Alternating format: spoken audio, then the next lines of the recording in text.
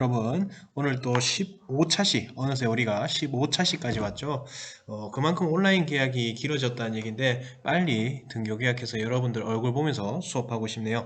자, 우리가 지난 시간에 향수, 라는 시를 모두 끝내고 나서 이제 장마라는 소설에 들어가게 됩니다. 자, 다시 한번 더 앞으로 돌아가 보면 우리 이 대단원의 제목이 문학의 네 가지 빛깔이었어요. 맞죠? 그래서 문학의 네 가지 갈래에 대해서 각 갈래마다 한 작품씩 이렇게 네 개의 소단원으로 이루어져 있는데 첫 번째 향수는 시였죠.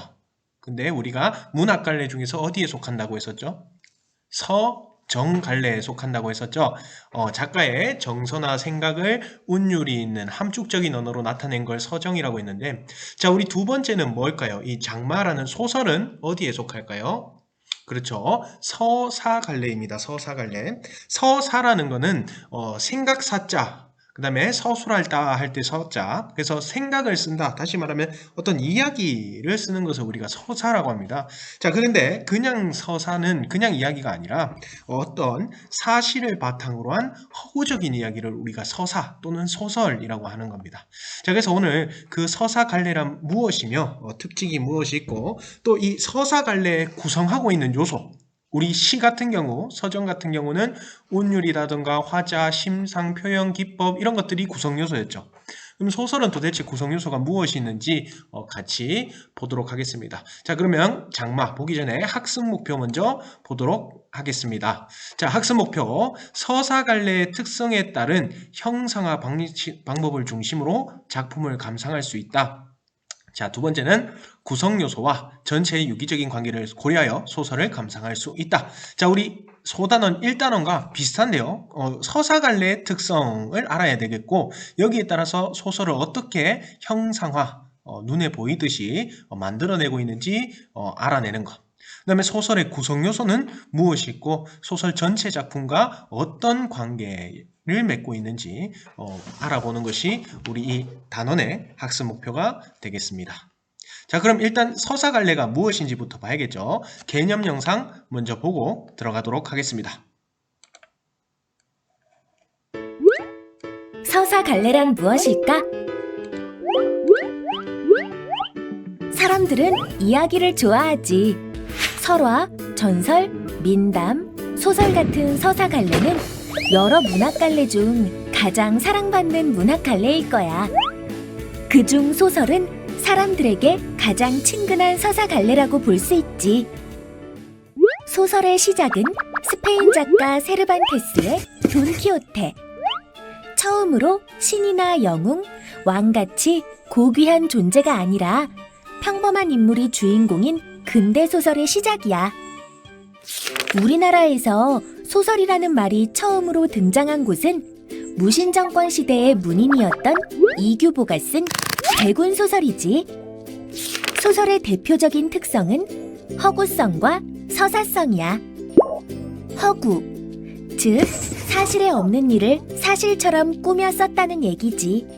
하지만 완전히 허황되게 꾸며 쓴 것이 아니라 우리 주변에 있음직한 일을 작가가 상상을 덧붙여 꾸며낸 이야기야.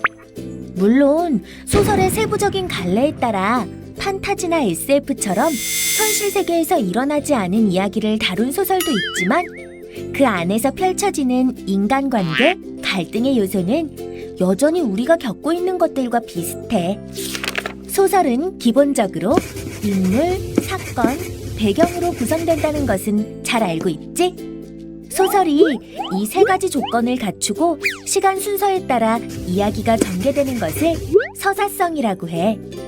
하지만 이야기의 시간적 흐름이 항상 과거, 현재, 미래에 순차적으로 진행되는 것은 아니야. 작가의 의도에 따라 시간의 흐름이 적절히 조정되고 재배치되기도 해. 그렇다면 과연 시험에 나오는 소설 어떻게 읽으면 좋을까? 소설을 읽을 땐 사건이 어떻게 전개되는지, 소설 속 인물들 간의 관계는 어떠한지, 인물들의 갈등 양상이나 소설의 소재와 배경을 염두하며 읽고 소설의 서술 방식이나 서술 시점 등을 알아보며 읽는 것이 좋아. 물론 공부를 위해 모든 소설을 이렇게 읽을 필요는 없지. 편한 마음으로 즐기며 감상하는 게 우선 아니겠어?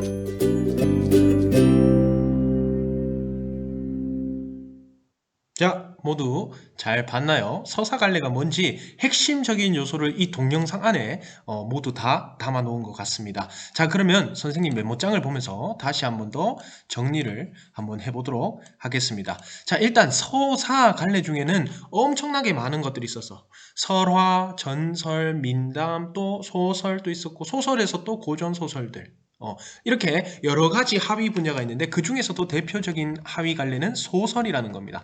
그래서 여러분들은 소설이랑 서사랑 뭐 같다고 봐도 무방합니다. 그래서 서사란 소설이다. 자, 그러면 소설은 도대체 무엇인가?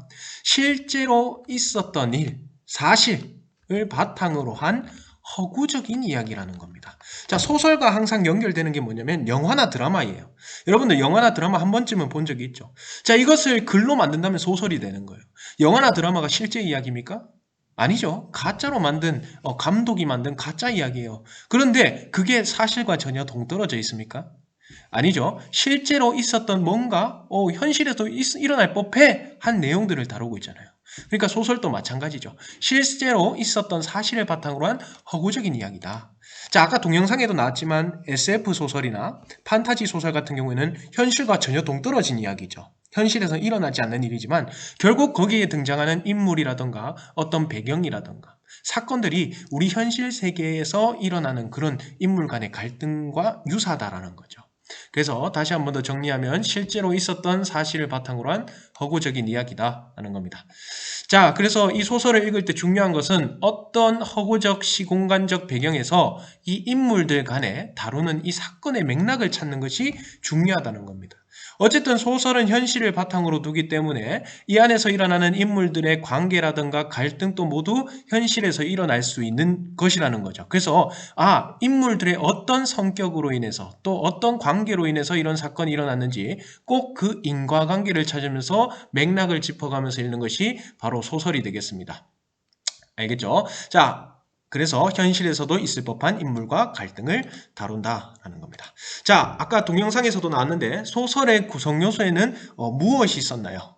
기억이 나나요? 그렇죠. 세 가지 우리가 잘 알고 있는 거 인사배라고 하죠. 인물, 사건, 배경이 소설의 3요소다 라고 하는데 사실 소설의 3요소라고 하는 거는 다릅니다. 첫 번째, 소설은 반드시 이게 있어야 된다. 주제, 작가가 말하고자 하는 주제가 있어야 되고요. 그 다음에 구성입니다. 뭐 사건이든 배경이든 이렇게 여러 가지 이 요소들을 조합하는 그 구성. 그 다음 마지막으로 문체가 있습니다. 같은 이야기라도 어떤 문체에 따라서 쓰느냐, 작가의 개성적인 문체에 따라 또 분위기라든가 주제가 달라질 수 있거든요. 그래서 소설의 3요소는 주제, 구성, 문체가 되겠습니다. 그럼 우리가 알고 있는 인물, 사건, 배경은 뭐냐? 소설 구성의 3요소죠. 그래서 인물, 등장하는 인물, 사건, 그 인물 간에 벌여지는 여러 가지의 그 사건들, 그다음 배경, 이렇게 인물, 사건, 배경이 바로 소설 구성의 3요소가 되겠습니다. 자, 그러면은 우리가 인물부터 한번 살펴보도록 하겠습니다. 자, 그럼 인물은 말 그대로 이 작품 속에서 사건을 이끌어가는 주체입니다. 정말 많은 인물이 나올 수도 있고 뭐 3, 4명 정도의 인물이 나올 수도 있겠죠. 어쨌든 이 사건이라는 것을 이끌어가는 주제입니다. 자, 그러면 이 인물의 무엇을 파악하는 것이 좋을까요? 인물의 성격을 파악하는 것이 중요하죠. 자, 인물의 성격뿐만 아니라 인물의 상황, 처지, 또 환경을 파악해야 하는 것이 매우 중요합니다. 왜? 그것이 결국 이 사건을 만들어내기 때문이겠죠. 그래서 인물의 성격, 상황, 처지를, 환경을 파악하는데 특히 이 성격을 알아내기 위한 2가지 방법이 있어요. 자, 이 작가가 소설 속에서 인물의 성격을 직접 말해줄 수도 있어요. 영희는 참 순수하고 맑고 깨끗한 아이였다. 이렇게 직접 말해준다면 그것을 뭐라고 하냐면 직접 제시라고 합니다. 성격을 직접 제시해줌. 착하다, 순수하다, 뭐 멍청했다, 또는 뭐 답답했다 등등 직접적으로 알려준 거 우리가 직접 제시라고 하고요. 간접 제시라는 것도 있습니다. 간접 제시는 무엇이냐? 인물의 행동이나 또는 말로 성격을 간접적으로 제시하는 거죠. 예를 들어서 맑고 뭐 순수하고 착겠다라는 거를 뭐 매일같이 아침이면 일찍 일어나서 동네 어른들을 보면서 활짝 웃는 모습이라던가 또는 매일 그 다른 인물들한테 따뜻하게 인사를 나누는 그런 말로 성격을 제시할 수 있겠죠. 그래서 인물의 행동이나 말로 성격을 제시하는 것을 우리가 간접 제시라고 합니다. 어쨌든 이런 직접 제시든 간접 제시든 인물의 성격을 알아내는 것이 중요하다는 겁니다. 자, 그 다음 사건입니다. 사건은 누가 벌인다고 했죠? 인물 간에 일어나는 사건이라는 거죠. 자, 근데 인물 한 명으로서 또 사건이 벌어질 수 있습니다. 뭐 어떠한 환경에 처한 인물, 그 다음에 상황에 처한 인물, 또 갈등, 뭐 등등 이런 것들이 모두 다 사건이 되는 겁니다.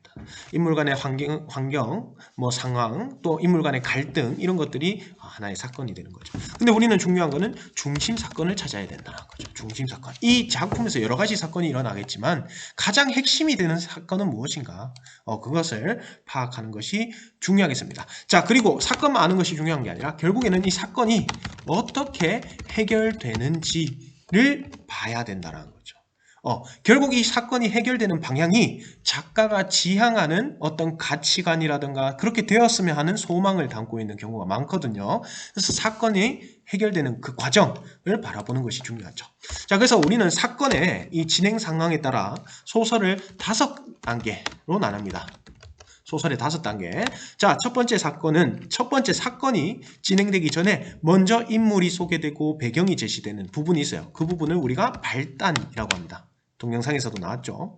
자, 그럼 이제 본격적으로 인물들 간에 뭔가 대화라든가 사건이 벌어지기 시작하는 부분을 우리가 전개라고 합니다.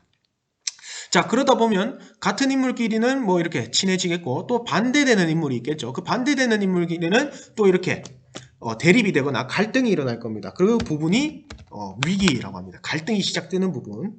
자, 그러면 그 갈등이 점점 고조되겠죠. 그래서 최고조에 이를 때는 우리가 절정이라고 합니다. 갈등이 최고조에 이를 때 절정. 자, 그러다 보면은 누가 한 명이 패하거나 또는 둘이 화해하거나 아니면 둘 다 멸하거나 이런 식으로 결말이 나겠죠. 결말.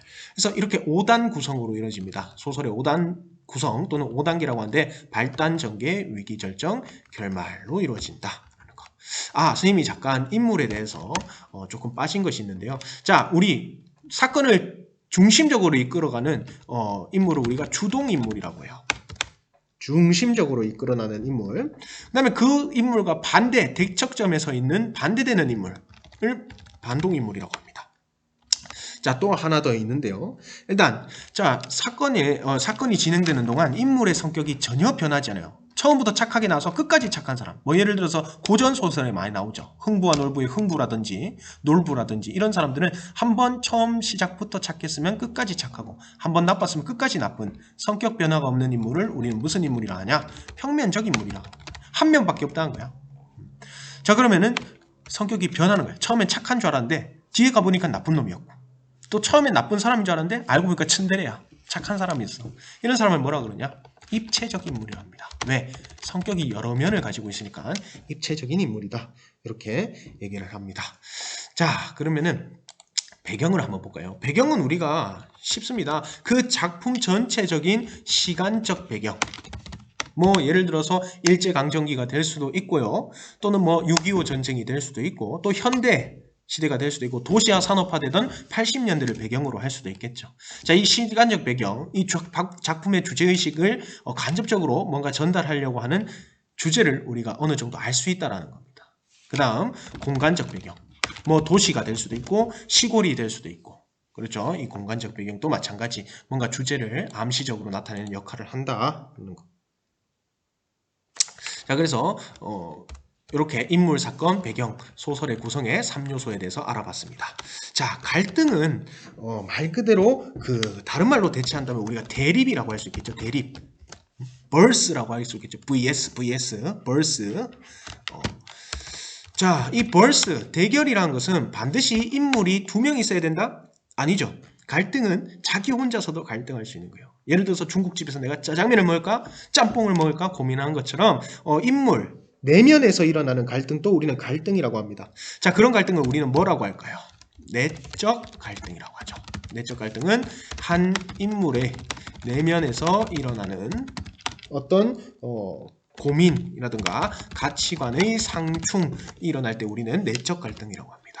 자, 그거 말고 우리 인물과 인물끼리 또는 다른 한 인물과 다른 것끼리 이렇게 갈등할 때 우리는 외적 갈등이라고 해요.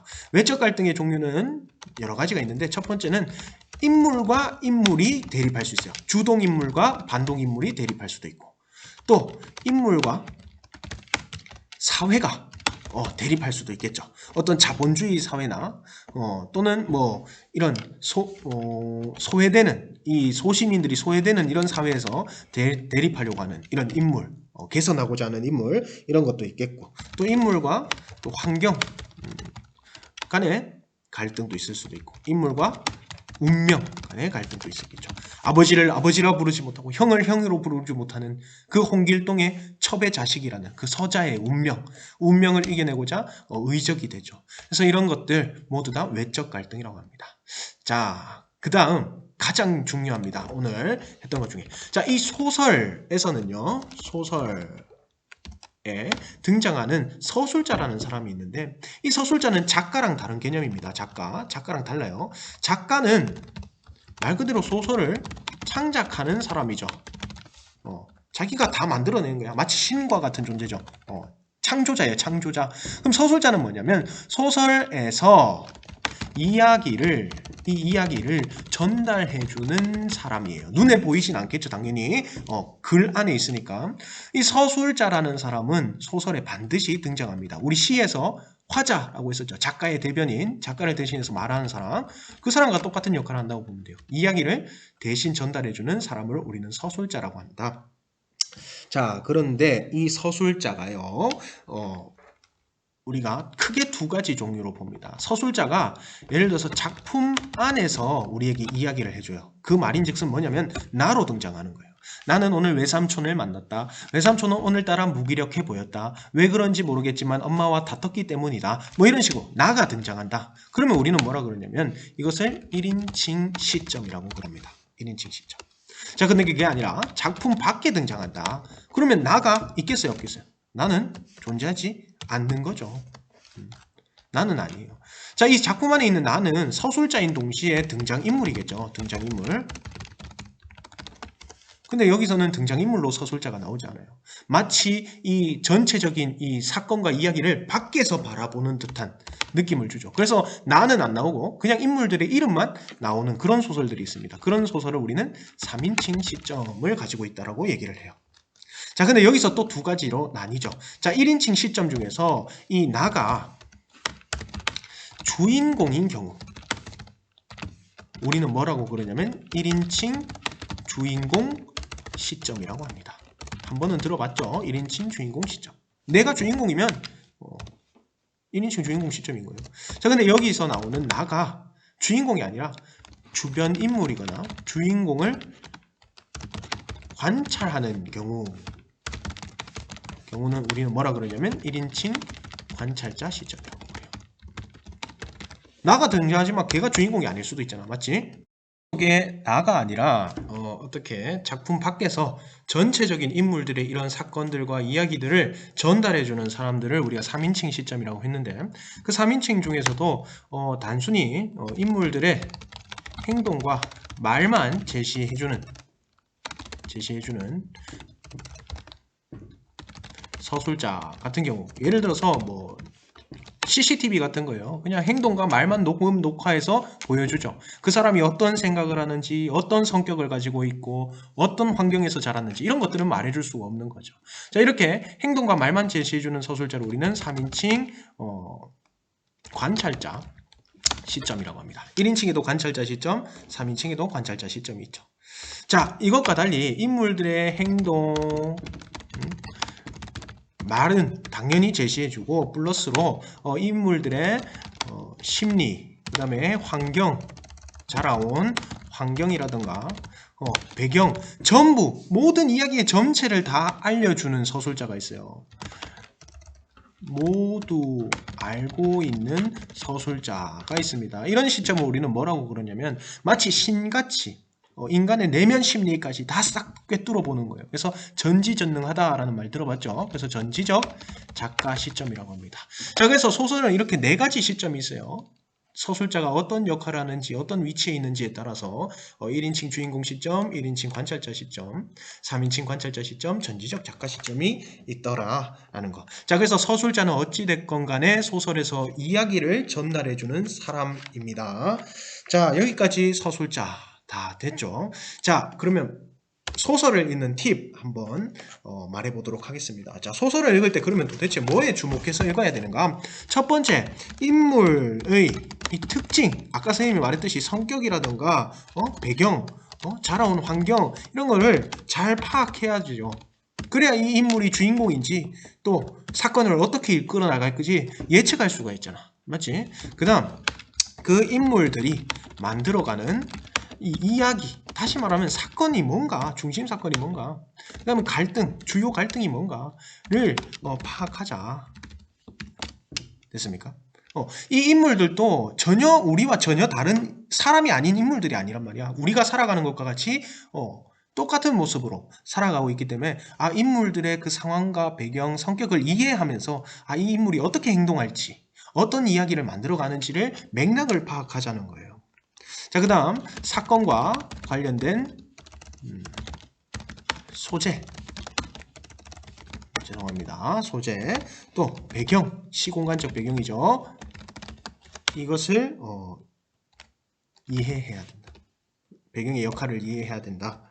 자, 그 다음에 우리 삶의 어떤 면을 보여주고 있는가. 결국 이 소설이 우리 현실에 있을 법한 이야기를 담아내기 때문에 우리 삶의 어떤 면을 보여주고 있는가를 이해해보는 거예요. 현실에 적용해본다는 거죠. 그러면 좀 더 소설을 완벽하게 이해할 수가 있겠죠. 자, 그러면 여기서 적었던 내용 꼭 여러분들 노트나 또는 교과서에 필기해주고 우리 장마, 줄거리 오늘 알아보고 등장인물만 알아보고 오늘 마치도록 하겠습니다. 자, 그러면 줄거리 먼저 보도록 하겠습니다.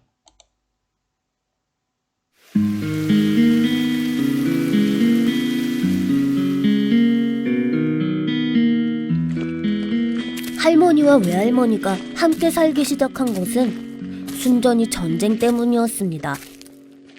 서울에 살던 외갓집 식구들이 우리 집으로 피란을 오자 할머니는 서로 의지하고 살자며 외할머니를 받아주셨어요. 그 이후로 삼촌이 인민군을 따라 빨치산이 되고 외삼촌이 국군이 되긴 했지만 그럭저럭 잘 지내고 있었습니다. 어느 날이었어요. 친구들과 놀고 있는데 삼촌을 안다는 어떤 아저씨가 찾아와 나를 불렀습니다. 너 삼촌이 집에 왔었지? 그게 언제지? 안 되겠구나. 난 네가 똑똑한 애인 줄 알았는데. 아저씨, 정말 삼촌 친구 맞죠? 삼촌이 집에 다녀갔었지? 그게 언제니? 나는 침을 한번 꿀꺽 삼키고 전부 말해버렸습니다. 저는 분명 삼촌이 우리 집에 왔다가 도망갔다는 사실을 알았거든요.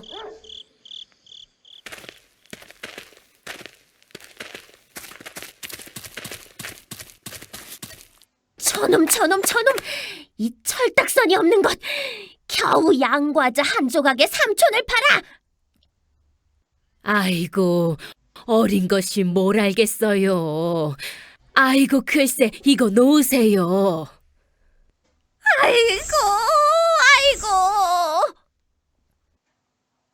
나에게 초콜릿을 줬던 아저씨는 삼촌 대신 아버지를 잡아갔고 일주일 만에 돌아온 아버지는 다리를 절고 계셨습니다.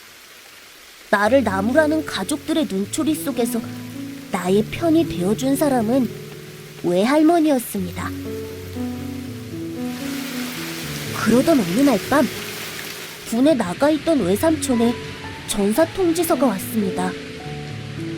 지난밤 무쇠 집게가 이빨을 쏙 빼갔다며 외삼촌에게 불길한 일이 일어날 것 같다던 외할머니의 이야기가 맞아떨어진 것입니다.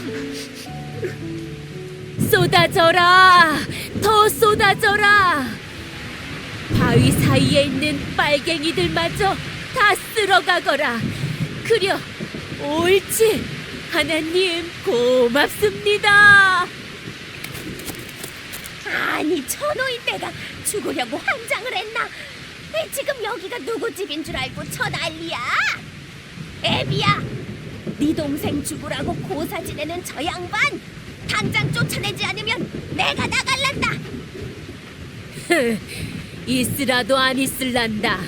이런 빨갱이 같은 짓. 장마는 줄기차게 이어졌고 집안엔 웃음기가 사라졌습니다.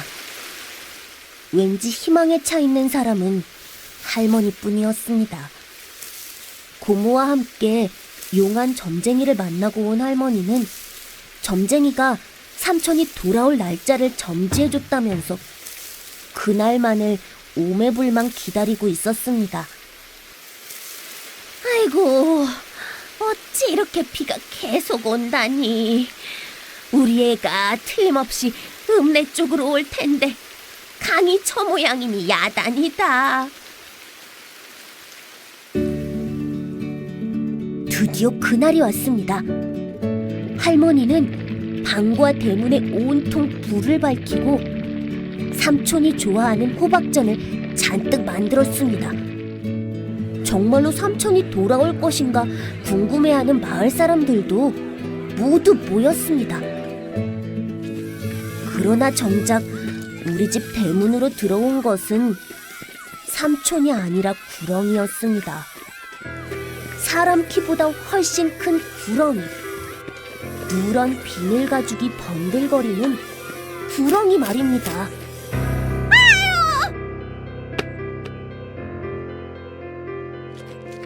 모두가 제정신이 아닌 그 북새통에서 끝까지 침착했던 사람은 오해할머니였습니다. 아이고 이 사람아, 집안일을 못 잊어서 이렇게 먼 길을 찾아왔는가? 노친께서 기록도 여전하시고 식구들도 모두 잘 있네. 그러니까 집안일일랑 아무 염려 말고 어서 자네 가야 할 대로 가소. 노친 양반께서 자네가 이러고 있는 꼴을 보면 얼마나 가슴이 미어지겠는가. 외할머니는 할머니의 머리칼을 뽑아오게 한 후 불태워 구렁이 앞에 제사를 지냈습니다. 구렁이는 외할머니의 배웅을 받으며 대나무밭 사이로 사라졌습니다. 고맙소. 사돈도 별 말씀을 다. 할머니는 그 후로도 몇 번이나 정신을 잃으셨습니다. 우리 아버지보다 삼촌을 더 생각하고 산 할머니는 돌아가시기 전 나도 용서해 주셨습니다. 정말 지루한 장마였습니다.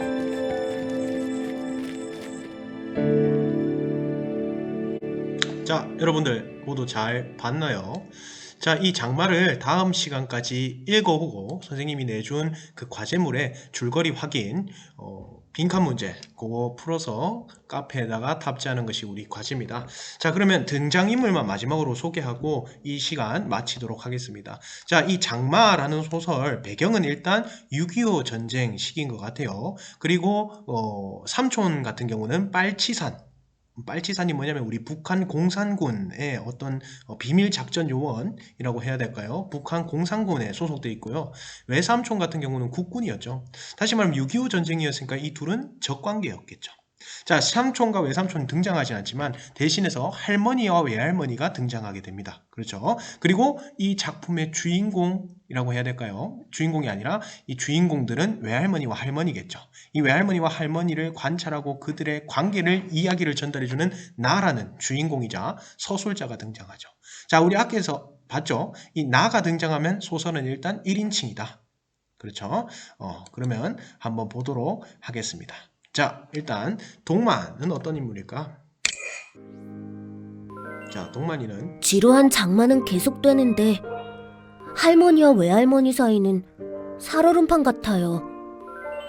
할머니는 어린아이죠. 인민군으로 전쟁에 참여한 삼촌의 소식을 알 수 없었고, 외할머니는 국군 장교였던 외삼촌이 전사하자 빨치산에 저주를 퍼부었어요. 어느 날 용하다는 점쟁이를 만나고 오신 할머니는 삼촌이 돌아올 거라고 했지만, 진짜 용한 점쟁이라면 삼촌이 어디로 어떻게 온다는 것까지 알려줘야 하는 것 아니겠어요? 나는 삼촌이 온다고 했던 그날에 꼭 무슨 일이 일어날 것 같아 두려워요. 자, 이 동만이는 이야기의 서술자입니다. 동시에 어린 소년이죠. 그 다음에 이 형사의 꼬임에 빠져서 외삼촌이 잠깐 집에 왔었던 적이 있는데 그거를 고발해버리고 맙니다. 외삼촌이 아니라 삼촌이죠. 삼촌이 왔다간 사실을 고발해버리고 아버지가 대신해서 고문을 받게 돼요. 삼촌 도대체 어딨냐 찾아내라 해서. 그래서 할머니한테 미움을 받게 되죠. 뭐 이렇게 이야기를 전달하면서 이 어린아이의 시점으로 이 전쟁 시기의 모습을 드러내고 있다. 자, 근데 이 소설의 특징 중에 하나가 어린아이 시점만 나오는 게 아니라 어른이 된 이 동만이의 이야기도 나온다는 점이 특징입니다. 자, 뒤에 가서 우리 읽을 때 한번 보도록 하고요.